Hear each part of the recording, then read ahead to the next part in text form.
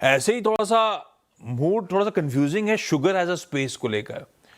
असीम लगातार update share करते रहे आपके साथ, कैसे रिटेल मार्केट में शुगर की कीमतें बढ़ी, कैसे सरकार के इंटरवेंशंस हुए। असीम, लेटेस्ट अपडेट्स क्या है भाई साहब?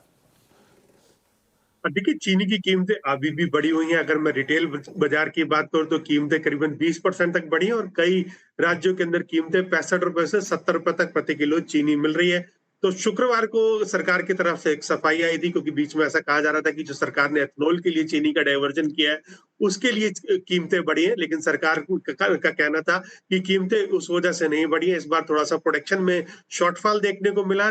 11% के आसपास का शॉर्टफॉल देखने को मिला। 343 लाख टन चीनी उत्पादन का अनुमान था, लेकिन वो घट करके 306 लाख टन के आसपास रह गया।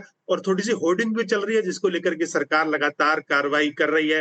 सरकार ने टीमें बनाई हैं, राज्य सरकारों को निर्देश दिए कि आप इसके अंदर काम कीजिए और जो छापेमारी कीजिए, और चीनी का स्टॉक जो इतना भी लोगों के जो मिलर्स हैं या फिर जिन भी होलसेलर हैं उनसे आप निकालिए। तो वो काम करने की शुरुआत होगी। तो होलसेल के अंदर थोड़ी सी आपको कमी आती हुई चीनी के दामों में दिखाई देगी, लेकिन रिटेल में दाम अभी भी बढ़े हुए हैं। तो अगला हफ्ता आपको वेट एंड वॉच करना पड़ेगा कि किस तरह से सरकार ने जो इंपोर्ट को मंजूरी दी है वो किस तरह से भारत के अंदर आता है और किस भाव पे भारत के अंदर आता है। तो ये चीजें आपको मॉनिटर करने की जरूरत है।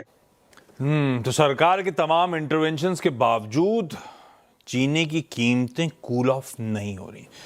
ये मानस भाई साहब, ये लखनऊ में पता है राम आसरे नाम की बहुत फेमस स्वीट शॉप है।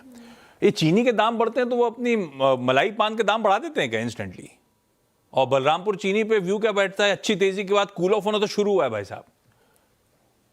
देखिए, मिठाई तो मैं नहीं खाता तो आईडिया नहीं मेरे को।